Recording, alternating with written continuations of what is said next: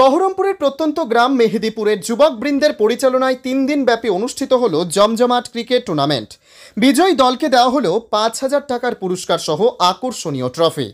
জানা যায়, বহরমপুরের নিয়াল্লিশপাড়া অঞ্চলের প্রত্যন্ত গ্রাম মেহেদীপুরে সোনু ইটভাটা প্রাঙ্গণে মেহেদীপুর ও ভীমপুর যুবকবৃন্দের পরিচালনায় অনুষ্ঠিত হলো ৩ দিন ব্যাপী ক্রিকেট টুর্নামেন্ট। সর্বমোট ৮টি দল অংশগ্রহণ করে খেলায়। মঙ্গলবার বৈকালে অনুষ্ঠিত হলো ফাইনাল খেলা। ফাইনালে অংশগ্রহণ করে সোনু ভাটা স্টার ও রয়্যাল অফ সাদ্দাম। টসে জিতে ফিল্ডিং করার সিদ্ধান্ত নেন রয়্যাল অফ সাদ্দাম। সোনু ভাটা স্টার ১২ ওভার শেষে ২০৭ রান করে ২০৮ রানের টার্গেট দেয়। অবশেষে ৪০ রানে জয়লাভ করে সোনু ভাটা স্টার। এদিন খেলা শেষে বিজয়ী দলকে তুলে দেওয়া হয় ৫,০০০ টাকার পুরস্কার আকর্ষণীয় ট্রফি ও রানার্সকে দেওয়া হয় ৩,০০০ টাকার পুরস্কার সহ আকর্ষণীয় ট্রফি। খেলাকে কেন্দ্র করে এলাকার মানুষের আবেগ উদ্দীপনা ছিল নজর কাড়া।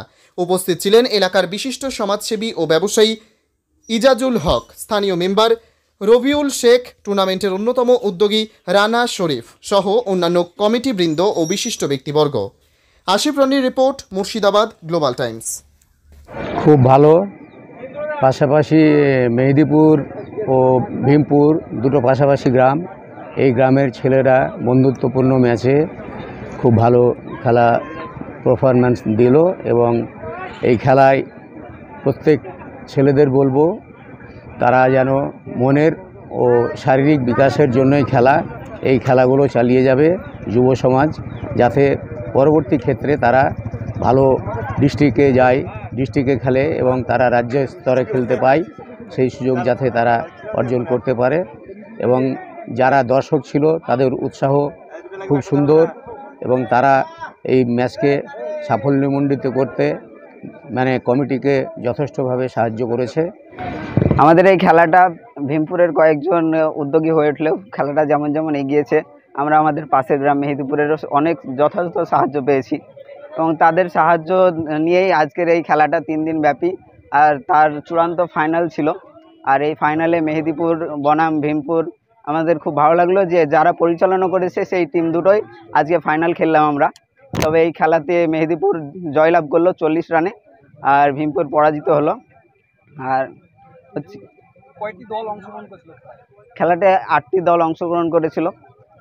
এই 22-23 তারিখ ছিল গ্রুপ স্টেজের খেলা, আজকে তার চূড়ান্ত ফাইনাল। যারা বিজয়ী হলেন তাদেরকে কি দেওয়া হবে?